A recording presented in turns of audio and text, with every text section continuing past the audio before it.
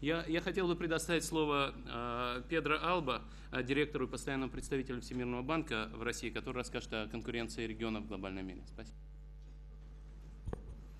Yeah, good morning. Thank you very much, Minister, for inviting me here.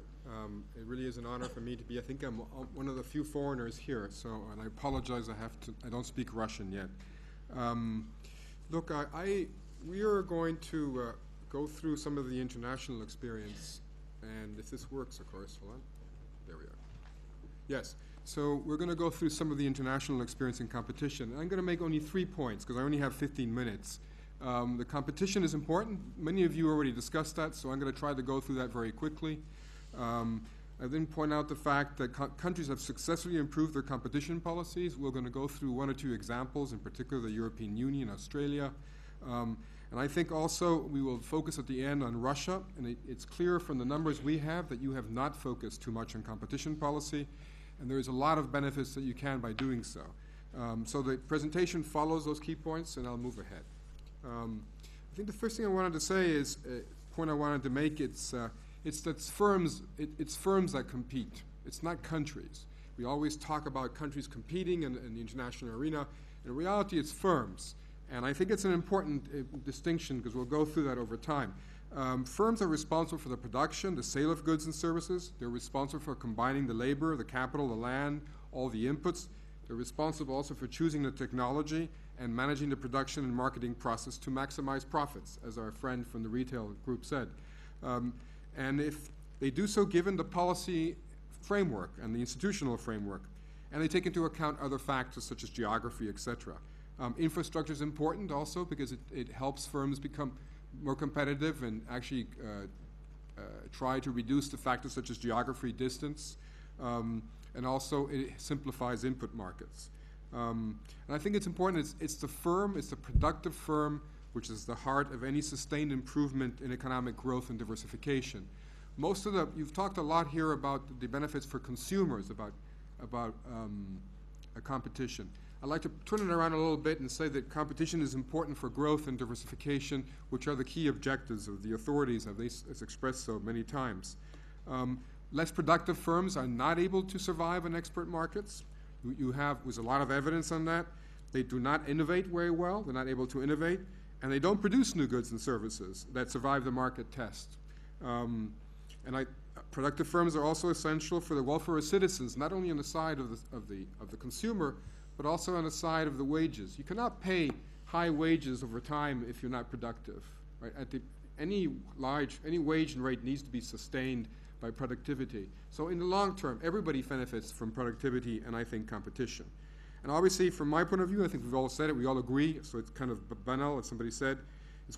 Competition is one of the key factors affecting the incentive regime, right? And there is much evidence that these incentives are critical for cost reduction and quality improvement. And I wanted to say that this is a slide which I like a lot. You've been discussing it a lot here. The role of the state is an important issue here in Russia. And I don't think cutting off the head of the state is what you want to do here. What you want to have is, in fact, you want to maybe cut off any other part but the head, because what you want is smart government, right? Government that does appropriate regulation and follows appropriate policies. So it's not just getting rid of the state. Maybe what we want to do is improve how it works. Now, I must admit that the World Bank has many times perhaps has been the person there with a sword and with a hat. We've also advocated many times reducing the role of the state. And I think sometimes we have made a mistake. So I think now we've come to the realization that what we need is a smarter state. And in competition policy, the key factors that you know, how can the government affect competition? It's through competition law, entry and exit regulations, red tape. I think the ministers kind of mentioned all these. It's also effects through FDI restrictions, foreign direct investment and trade policy. International trade and foreign investment are essential for competition. And of course, the regulation of infrastructure and service sectors. Look, I think I'm not going to go very much into this, but there's no doubt that competition has a very significant impact on growth and on economic welfare. These are just some slides. I could bring you many, many, many slides. There's actually multiple work that prove this, that competition does affect positively economic growth. These are some that come from from the World Economic Forum and some indicators we've used in the World Bank. And they just show that there's a very strong correlation between higher GDP per capita and competition in local markets, and it's also high correlation with growth. And finally, also the similar correlation between higher frequencies of entry and exit of firms into industries and growth in per capita income. So there's a lot of empirical evidence that competition does indeed help growth.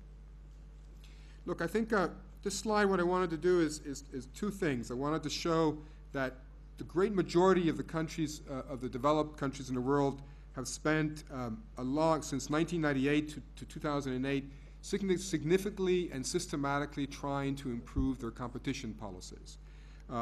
This product market regulation is a measure of competition policies. I'll go a little bit more into that later. Just now to summarize, it tries to measure the quality of competition policies in the country. And you can see that systematically every single country on that list have tried to improve their competition policies. You can see also on the right-hand side an example of specific industries. And again, you can see this systematic attempt over time to improve these policies. And we'll go a little bit into that why. This is the ministers and many others' point here.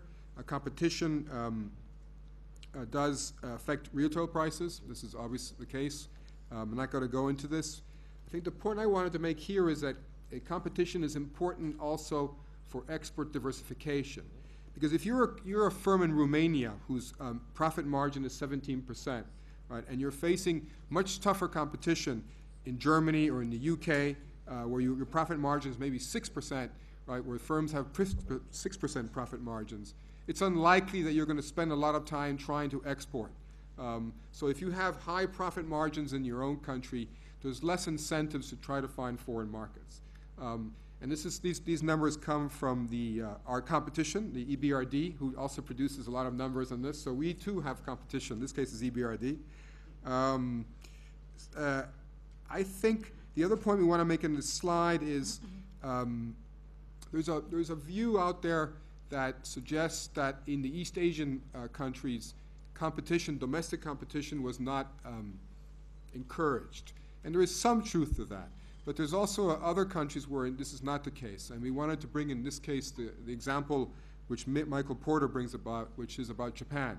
In Japan, if people have done a lot of empirical studies, and they relate the sectors and companies that most benefited from international trade, the most successful companies, were also those who faced more competition in their domestic markets.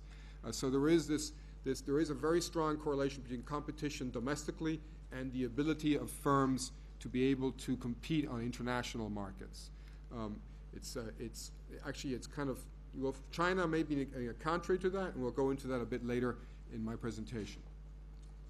Now we're going into the examples, and I think this example of the European Union is an important one because it addresses some of the issues which you've been discussing here today. First thing is, the first point I wanted to make with this slide is with the entry into force of the Treaty of Rome, right, and the creation of a much more integrated market, which includes, and I'll go into that now, competition policy, the European Union was able to basically catch up, right, almost its lag with respect to productivity in the United States.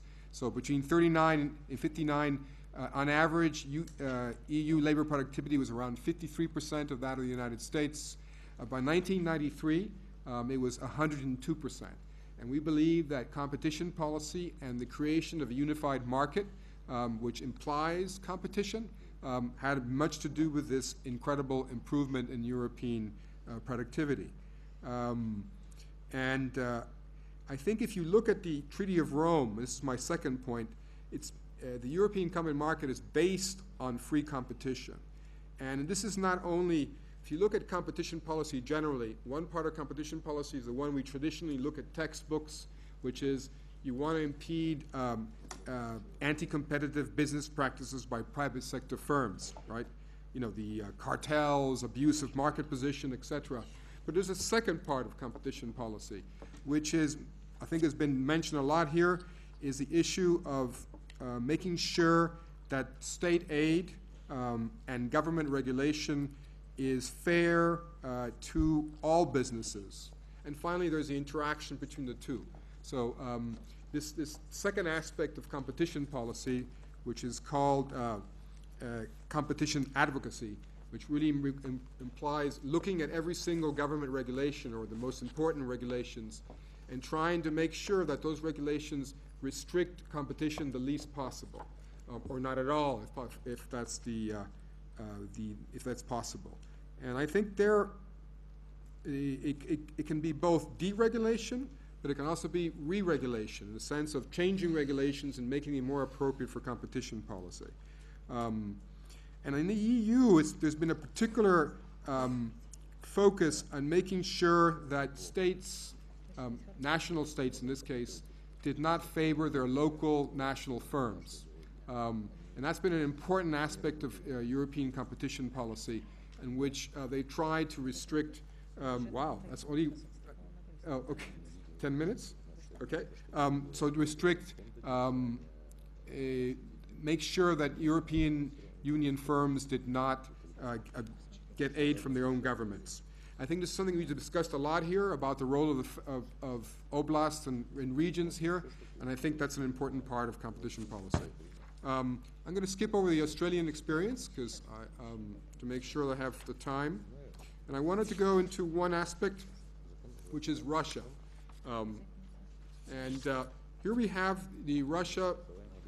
You have Russia as the black line on the all to the right, and again, this is this product market regulations, and it's Russia's basically, according to the numbers I have, the second worst in a sense of the world.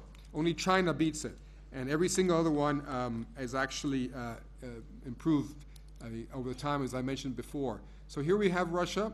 So you have a lot of room to improve regulations. And there's been actually a lot of these issues in Russia referred to the issue which was being raised again by the governor and others about the unequal application of existing regulations and asymmetric access to state aid that favor larger, less productive incumbents. Right? And that's something which has been repeated a lot, so I'm not going to go into much, but it's particularly important at the regional level. And here you have this measure broken up into components. You can break up this measure of competition policy into three components. One is basically the state control of business enterprises, where Russia is particularly large. I think that's been mentioned here about privatization. So privatization is obviously an important component of any improvement in Russia's competition. Second is the legal and administrative barriers, which the ministers also talked about. Russia there is more in line with international experience, but there's improvements that can be made. And then finally, there is the gray one, which is the barriers to trade and investment, where again, Russia does have a significant challenge ahead. And this refers to what we mentioned before of the entry into the World Trade Organization, which would presumably reduce that gray measure of lack of competition. I wanted to measure here just very quickly implications for the Russian Federation of these doing business indicators, which we calculate. And the ministers already mentioned some of these numbers, so I'm going to go into this slide, which I thought would be interesting for you. We did this, the ministry, we did this study on regional, applying the doing business indicators to the regions. And there were a lot of differences. As you know, when we do the doing business indicators across the world, we use the capital city or the main business center, which is Moscow in Russia. But we thought it would be very interesting to do the same thing for regions. And there's a lot of variation. And I think some of the comparisons are actually quite striking. The cost of starting a business is twice as high in Moscow as compared to Kazan, right? I think some of the trade numbers in terms of trade across borders is also in Moscow is about double. In dealing with construction permits, Moscow was also the worst. It's a shame the mayor is not here. He would be interested in these numbers. And I wanted to point out that if you do some of the comparisons of these cities with other parts of the world, you know, it's the procedures and costs required to build a warehouse in Voronezh is about the same as in Liberia. So, I mean, you have a long way to go in terms of improving your doing business indicators. You can actually take these regional cities and compare them, because they're based on objective criteria. You can compare them across any city included in the doing business in the world, and you can do these comparisons. And Rossa Van Dam, it's the first place on building a warehouse in the Russian Federation. It's about as easy to build a warehouse there as it is in Portugal. So I think you still have quite a long way to go in terms of doing your business environment, as the minister was saying. I just wanted to finish with this slide here about what we're doing in the future with the Ministry of Economic Development.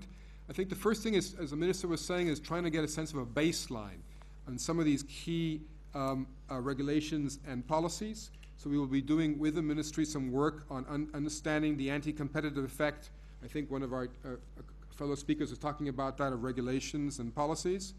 And then we're going to do a lot of work on the regional level of trying to create these regional PMRs. We will continue to enlarge the regional doing business indicators, where the ministry is very interested. And we'll also be looking at calculation of sector markups, which is another issue raised here, and trying to see how competition is, how strong it is in each region.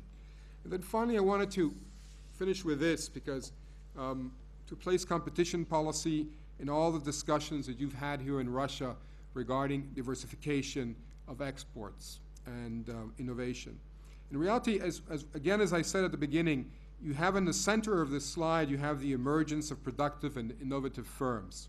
And around that, you have a series of policies that you need to improve to have these firms. At the bottom, you have access to inputs at competitive prices. That implies, of course, in many cases, if you're going to exports, that implies having relatively open trade barriers, because most exporters rely on imports to export.